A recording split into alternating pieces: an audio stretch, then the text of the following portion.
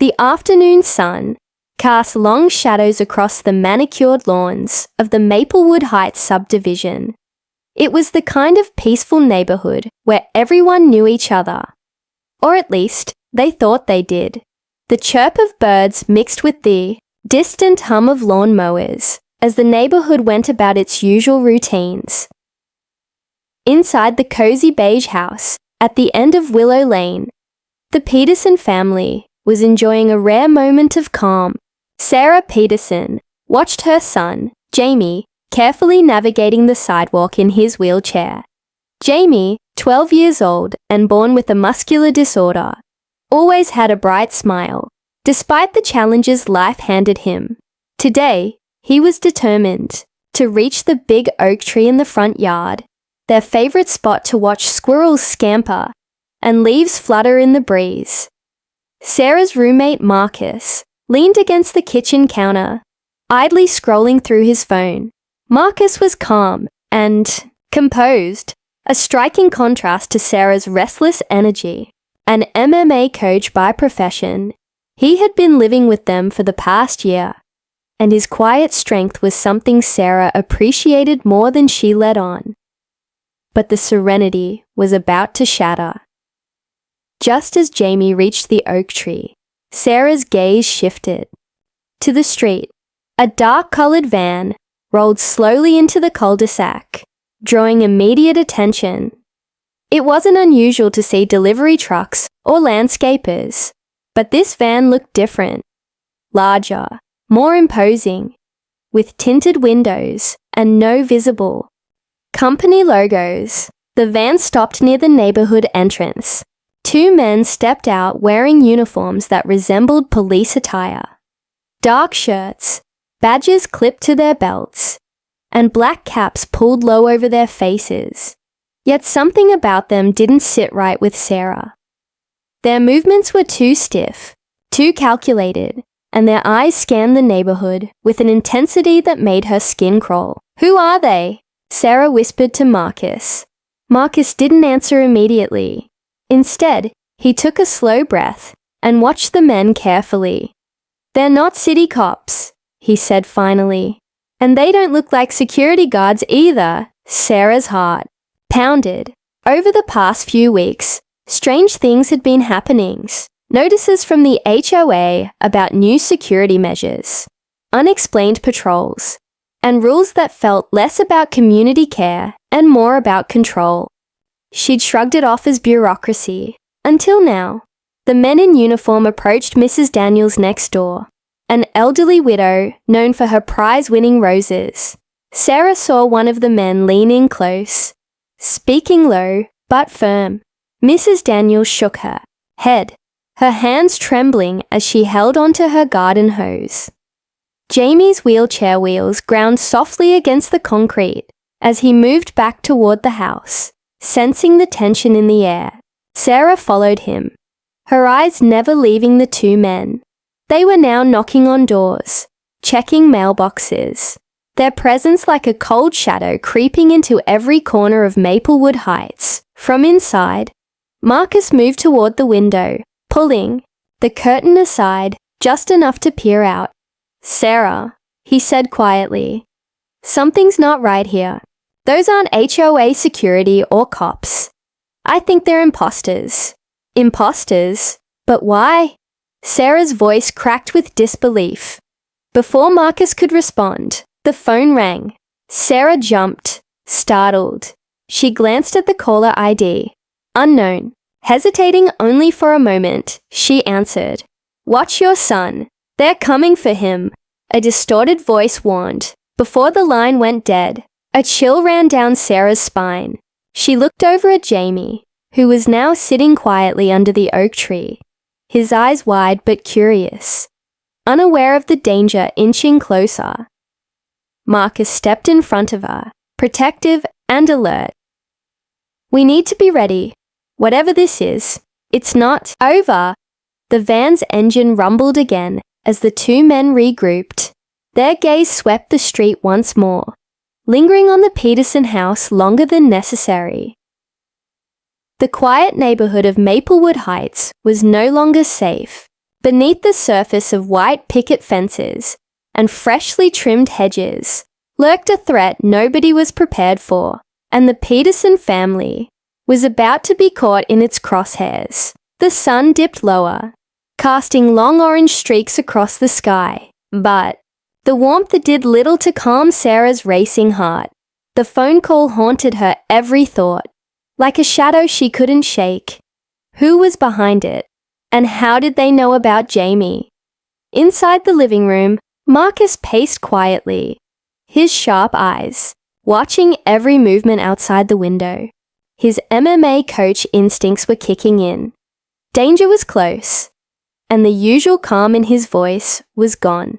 "We can't just wait for them to make the next move," Marcus said, breaking the silence. "We need to find out who these guys really are.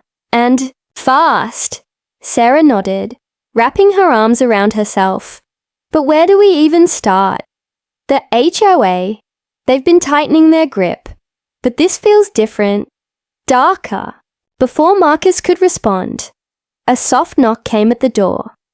Sarah's breath caught. They hadn't told anyone about the phone call or the strange men outside. Marcus signaled for her to stay back and slowly opened the door just a crack. A man in his late 30s stood there, face partly hidden under a baseball cap, eyes sharp and cautious. "I'm a neighbor," he said quickly. "Call me Tom. I've been watching those HOA cops too. They're not who they say they are." Sarah's eyes narrowed. "What do you mean?" Tom glanced over his shoulder nervously before stepping inside. "They're imposters, plain and simple. They've been harassing families, especially those who question the HOA's authority. My brother was one of them." Marcus folded his arms. "Harassing? What kind of harassment?" Tom's voice dropped. "Intimidation, threats. A few people even disappeared after resisting.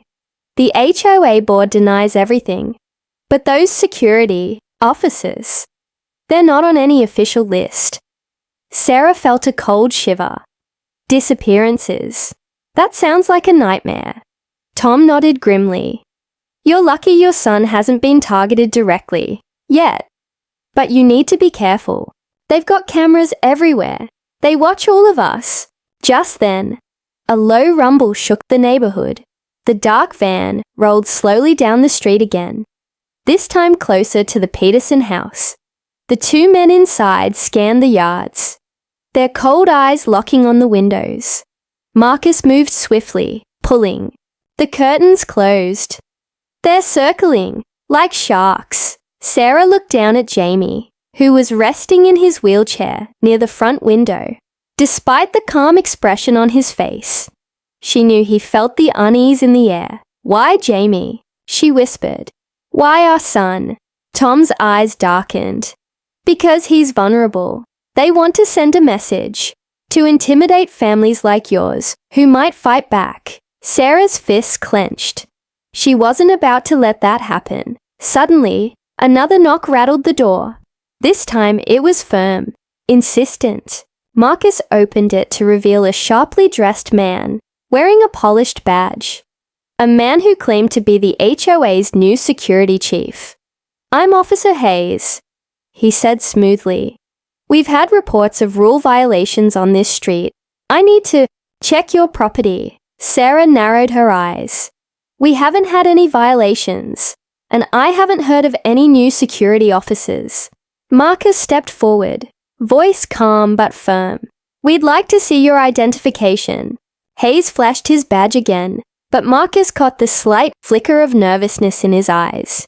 He noticed the badge looked off. Too shiny, too generic. "Why don't you step inside? Let us verify your credentials," Marcus said, standing. His ground. Hayes hesitated, then nodded slowly. Inside the living room, Marcus quickly took out his phone and began recording. Asking questions Hayes stumbled over. From the window, Sarah caught sight of the dark van, pulling away quickly. The fake cops were retreating, but Sarah knew it was only a matter of time before they returned. As Hayes left, He shot Sarah a warning glance. Be careful who you trust. Some rules aren't meant to be broken. After the door closed, Sarah and Marcus exchanged tense looks. This was more than a petty HOA dispute. It was a calculated game of fear. Tom stayed long enough to share a few more warnings before disappearing into the shadows of the neighborhood. Sarah felt the weight of it all pressing down. Her son was the target, and their quiet life had been shattered. As night fell over Maplewood Heights, the Peterson family huddled together, bracing for whatever would come next. Because the fake HOA cops were coming back, and next time, they wouldn't be so polite. The night wrapped Maplewood Heights in a blanket of eerie stillness. The usual comforting sounds of crickets and rustling leaves were overshadowed by a palpable tension hanging over the Peterson house. Sarah sat beside Jamie, watching his breathing. Slow into a fragile rhythm, she traced gentle circles on his hand, trying to offer calm despite the storm brewing just beyond their walls. Marcus stood by the window, eyes sharp as he scanned the dark street. The moonlight painted ghostly shapes of trees and cars, but the empty road offered no immediate sign of danger. Yet both knew it was coming. Around midnight, a faint noise stirred outside, the crunch of gravel beneath heavy boots. Sarah's heart stopped as she saw two shadowy figures approach the porch. The men were dressed in dark uniforms, badges glinting faintly in the dim light, their faces obscured beneath caps. Jamie stirred and turned toward the noise. Sarah called out softly, "Stay inside, honey," but the men moved fast. One pushed open the screen door without knocking, stepping onto the porch with a force that sent the door rattling. Sarah sprang up, standing between Jamie and the intruders. "Who are you?" Marcus demanded, his voice steady but filled with warning. The taller man smirked. "HOA security. You've been warned about rule violations. We're here to make sure you comply." Sarah shook her head. "We haven't broken any rules. Leave now." The second man lunged forward suddenly, grabbing Jamie's wheelchair and yanking it backward. Jamie cried out, his fragile body jolting as he tried to hold on. Sarah screamed, reaching for her son, but the intruders were too quick. Marcus exploded into action. Years of MMA training took over as he launched himself at the men, throwing a sharp jab to the taller man's jaw. The attacker stumbled, but recovered, swinging wildly. The porch turned into a chaotic battleground. Sarah shouted for help, her voice cracking with desperation. Neighbors stirred behind closed doors, some peeking cautiously out windows. But the attackers seemed fearless, fueled by a twisted purpose. One of the men forced Jamie's wheelchair backward again, almost tipping him over. Sarah lunged, grabbing the arm of the attacker, but was shoved aside harshly.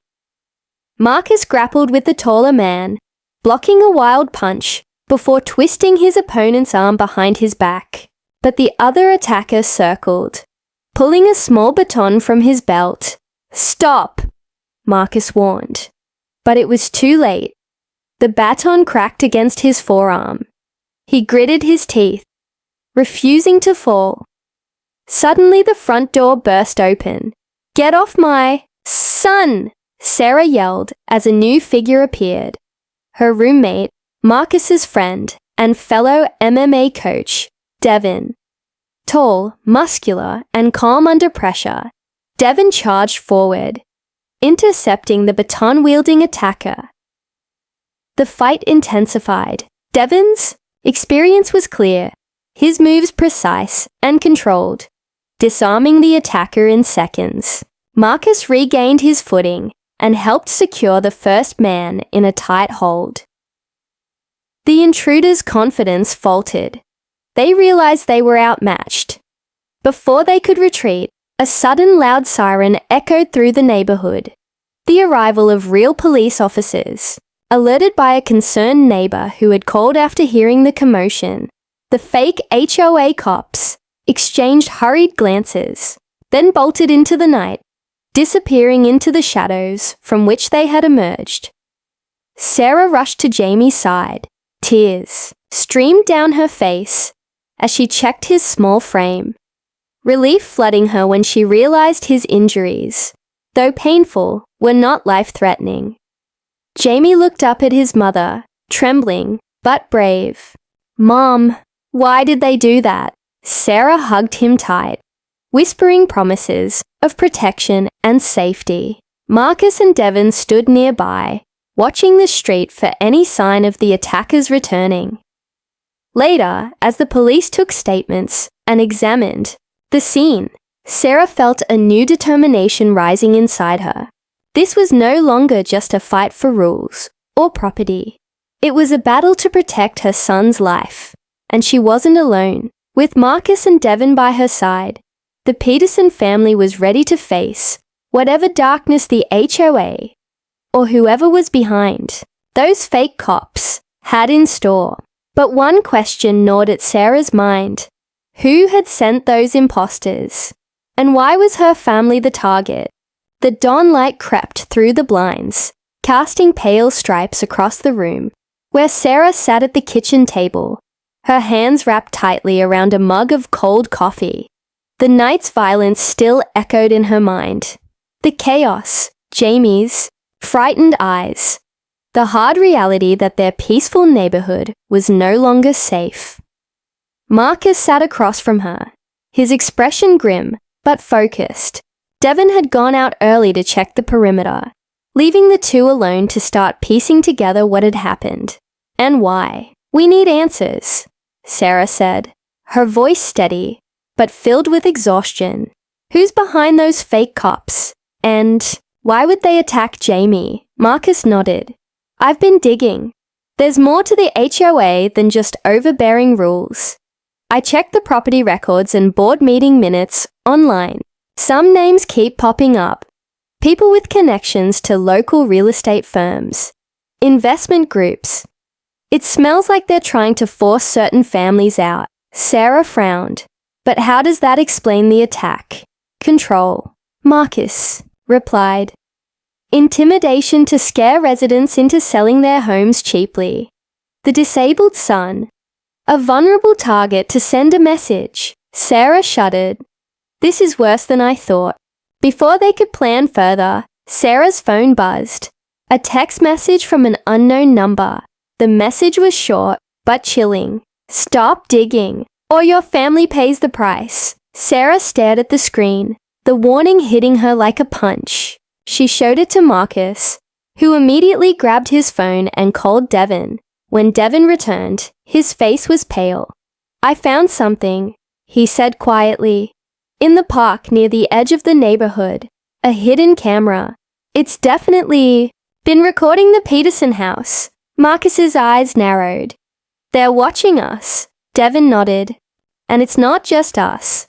I talked to a few neighbors.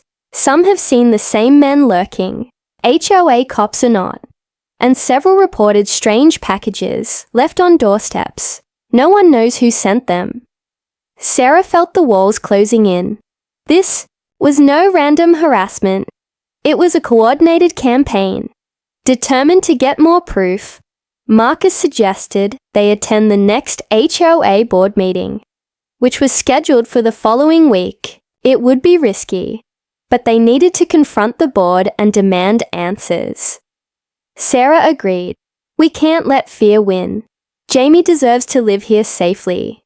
In the meantime, Marcus contacted a trusted friend, a private investigator who owed him a favor. The investigator promised to dig into the backgrounds of the HOA board members and anyone connected to the fake security team.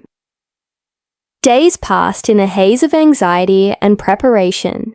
Sarah installed extra locks and security cameras around the house. Devon began teaching Marcus self-defense techniques tailored to protect Jamie. Every moment was a balance between vigilance and normalcy. But then, a new revelation came when the investigator called late one evening. "There's something you need to hear."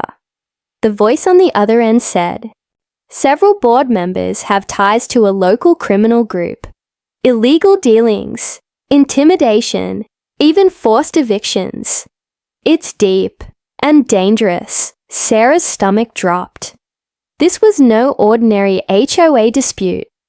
It was a crime syndicate using neighborhood rules as a cover for something much darker.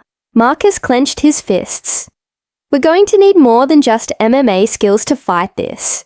That night, Sarah sat by Jamie's bedside, whispering promises of safety and hope.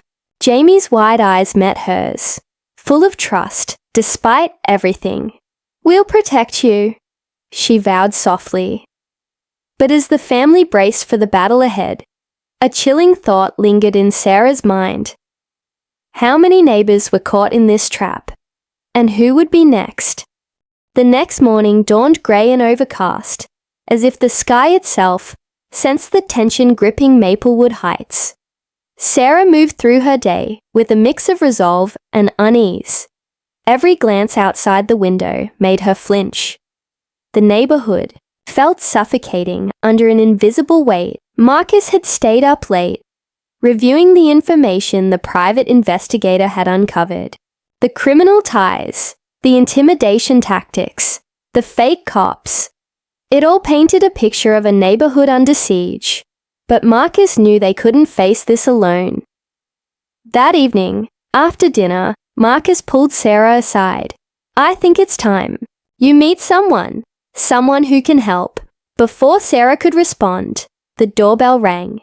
She opened the door to find a tall, calm man with a focused gaze and a confident stance. This was Devin, her roommate and an MMA coach. A man she had seen only in quiet moments, but never knew the full extent of his skills. Devin stepped inside, shaking hands with Marcus. "I heard what happened, and I'm here to help." Sarah watched as Devin's eyes swept the room, taking in the cameras, the locks, the tension hanging thick in the air. "You've done well to protect your family so far," he said, voice low and steady. "But these kinds of threats require more than just security systems." Marcus nodded. "We need to confront these fake cops. Expose them." Devin smiled. Slightly, but there was steel behind it. "That's exactly what I do." Over the next few days, Devin immersed himself in the neighborhood's undercurrents. He trained Marcus in hand-to-hand defense, focusing on quick, efficient moves to protect Jamie and Sarah. The sessions pushed Marcus harder than ever, but he welcomed the challenge. Knowledge was power. Meanwhile, Devin took to quietly observing the fake HOA security patrols, learning their routines and weaknesses. It didn't take long for him to spot patterns. The times they appeared, the streets they avoided, the moments when they grew reckless. One afternoon, Devin caught sight of the fake cops forcing their way into a neighbor's backyard. The man inside was an elderly veteran who had voiced his concerns about the HOA's strange activities.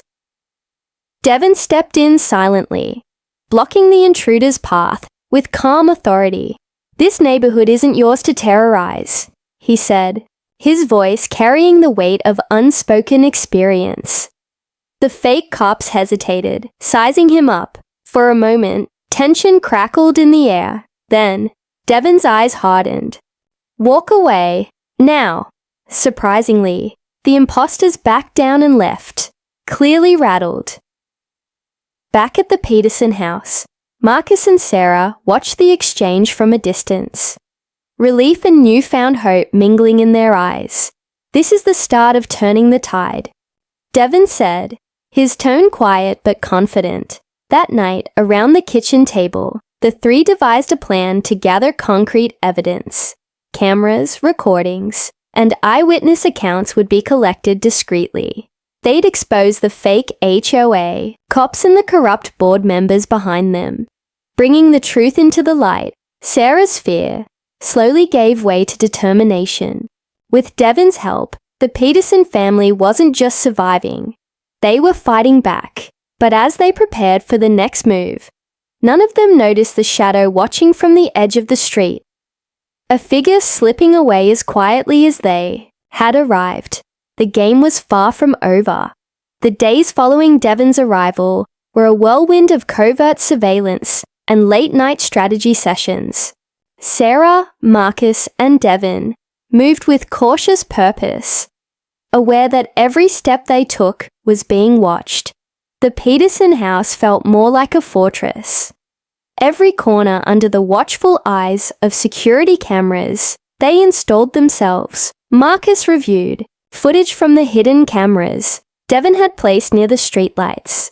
Time and again, the dark van appeared, creeping along the edges of Maplewood Heights like a predator surveying its prey. The fake HOA cops emerged from the van, stalking doorways and gathering information on the residents. It was clear they were building dossiers, weaponizing fear. Sarah worried constantly about Jamie, whose laughter sometimes pierced through the heavy atmosphere like a fragile beacon of hope. But even Jamie was starting to notice the tension, his young mind sensing the undercurrent of danger. One afternoon, as Marcus trained in the backyard, Sarah's phone buzzed with a text from an anonymous number. "You're playing a dangerous game. Stop, or the consequences get worse." Sarah's fingers trembled as she showed the message to Marcus and Devon. Devon's jaw tightened. "They're escalating." Just as they spoke, a sudden crash shattered the calm. The Petersons rushed inside to find the living room window shattered. Glass scattered across the floor. Outside, tire marks marked a hasty retreat. Intimidation. Marcus growled. "They want us scared." But Sarah refused to be broken. "We need to go deeper, find out who's pulling the strings." The private investigator called later that evening with a breakthrough. One of the fake HOA cops had been traced to a man named Darren Klein, a known enforcer for a regional criminal syndicate rumored to specialize in real estate scams and coercion. Marcus exchanged a grim look with Devon. "This isn't just a local issue. We're up against professionals." They decided to reach out to a former police detective Marcus knew, a man named Lieutenant Harris, who had retired but still had contacts in law enforcement. Harris agreed to meet discreetly. At a small diner on the edge of town, Lieutenant Harris leaned forward, his eyes serious. "I've seen groups like this before. They use HOA regulations as a front to pressure homeowners, force sales, and launder money through property. And they're ruthless." Sarah clenched her fists. "Can the police stop them?" Harris sighed. "They can, but they need evidence, solid proof, not just stories. We're gathering that," Marcus assured him. Outside, the skies darkened with an approaching storm, mirroring the brewing conflict. As the group left the diner, Sarah noticed a man standing across the street, watching them intently, before disappearing down an alley. Back home, Devon suggested setting a trap. "We lure them in, record everything. It's the only way to get undeniable proof." Sarah hesitated, but knew Devon was right. The family prepared, aware that the next encounter could be the most dangerous yet. That night, as thunder rumbled overhead, the fake HOA cops returned, more aggressive, more desperate. They tried to force entry once again, but this time Marcus and Devon were ready. Hidden cameras caught every move as the intruders struggled against Marcus's trained holds and Devon's quick maneuvers. The tension exploded into a fierce battle, but with the trap sprung, the imposters had nowhere to hide. Sirens wailed in the distance. A backup Harris had called in. The criminals were arrested before they could escape. For the first time in weeks, the neighborhood exhaled. But even as the fake cops were hauled away, Sarah knew the fight wasn't over. Behind the scenes, the real masterminds remained in the shadows, watching, waiting. and their next move would be even darker. With the arrest of the fake HOA cops, a fragile sense of victory settled over Maplewood Heights. Neighbors whispered cautiously about the events, relieved that the immediate threat had been neutralized. But Sarah, Marcus, and Devin knew better. The fight was far from over. Harris met with them in the Peterson living room, his tone grave. The arrests are just the tip of the iceberg. The real problem lies with the HOA board itself. Sarah's eyes narrowed. You mean the people who run the neighborhood? Harris nodded. Exactly. From what I've gathered, several board members are deeply involved with Darren Klein's syndicate. They've been orchestrating these attacks to drive out homeowners who won't sell. Marcus slammed his fist on the table. We need to expose them. Devin leaned forward. But the board is smart. They cover their tracks well. Fake meetings, falsified documents, shell companies. It's going to take more than we have now. Sarah's mind raced. If the board was the root of this nightmare, confronting them directly would be dangerous. That night, Sarah found a thick envelope slipped under their front door. Inside was a series of photographs. Board members meeting with shady figures, signing documents late at night. A note accompanied the photos. We know what you're doing. Stop now, or next time it won't be just threats. Fear mixed with anger surged through Sarah's veins. Someone inside the neighborhood was watching them, possibly one of the board members themselves. Marcus said quietly, "We need allies inside the HOA." They decided to reach out to a quiet but respected neighbor, Mrs. Adler, a retired school principal, known for her integrity and courage. She had often spoken out against the HOA's harsh policies, but had kept a low profile. Meeting in her cozy home, Mrs. Adler confirmed their suspicions. I've suspected corruption for years. The board's gotten worse lately. Intimidation, lies, even threats to some of us who tried to speak up. Sarah's voice was steady. We want to help expose them, but we need proof. Mrs. Adler nodded. I have access to some meeting minutes and emails, things they tried to hide. I can get you copies discreetly. Over the next several days, the Petersons and Mrs. Adler worked tirelessly, gathering documents, cross-referencing information, and recording conversations where possible. Each piece of evidence painted a damning picture of greed and deceit. One evening, Marcus noticed a strange car parked near their house, its engine running. From inside, a figure took pictures of the Peterson home. Devin's expression darkened. They're watching again. Sarah's heart pounded. Whoever was behind, this wasn't done. Then, in the dead of night, an explosion rocked the neighborhood. Flames licked the night sky from the direction of Mrs. Adler's house. Sarah and Marcus raced over to find neighbors, already gathered, fire trucks arriving. Miraculously, Mrs. Adler was safe, but her home had been targeted. A clear warning too. Those daring to stand against the board.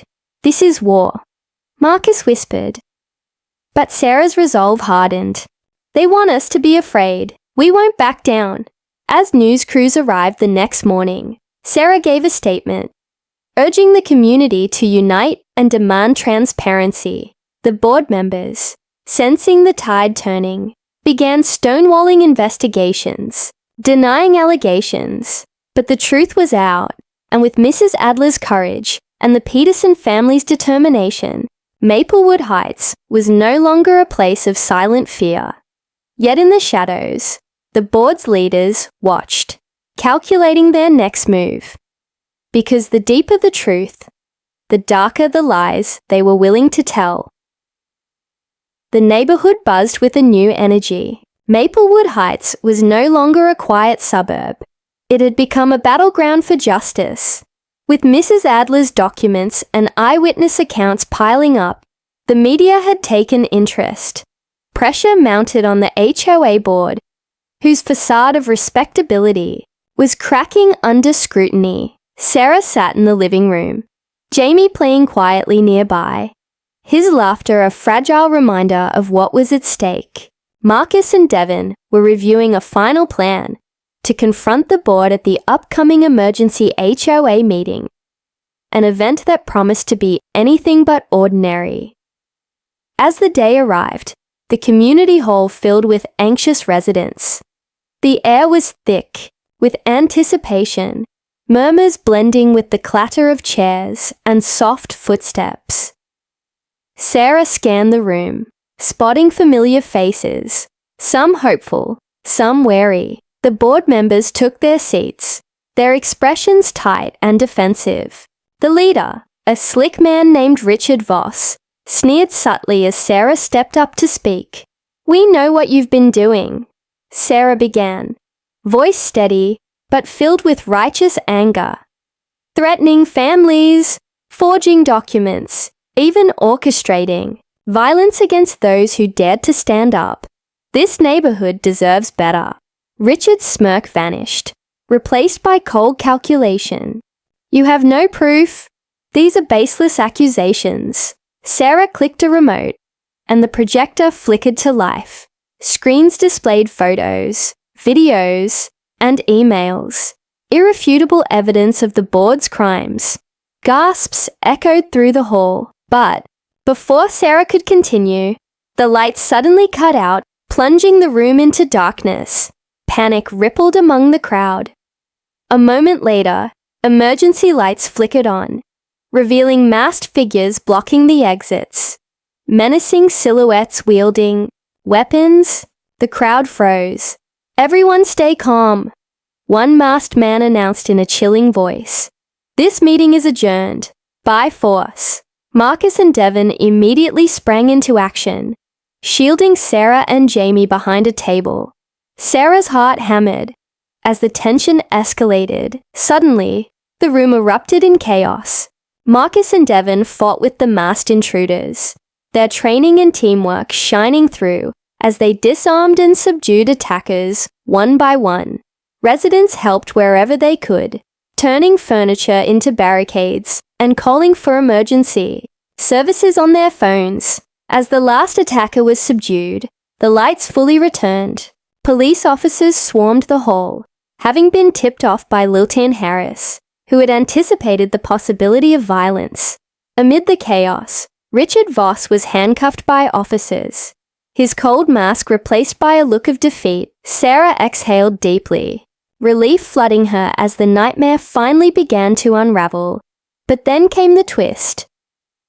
During the police search of Voss's belongings, a hidden ledger was found, detailing transactions and names far beyond Maplewood Heights, connecting the HOA's corruption to a nationwide criminal network. But Harris approached Sarah quietly. "This goes deeper than we imagined. You've exposed just one cell of a much larger operation." Sarah nodded, exhaustion and determination mixing in her eyes. "Then the fight isn't over." "But we're ready," Marcus smiled grimly. "We've already won the hardest battle, standing up for our family and our community." As neighbors gathered outside the hall, united and hopeful, Sarah looked down at Jamie, who was clutching her hand. "We did it, sweetie. We made our home safe again." Jamie smiled faintly, his bravery shining through. In the end, the Peterson family's courage sparked a movement, one that would ripple beyond Maplewood Heights, inspiring others to stand against corruption and fear. The shadows that once threatened their lives were pushed back into darkness, but the light of justice now burned brighter than ever.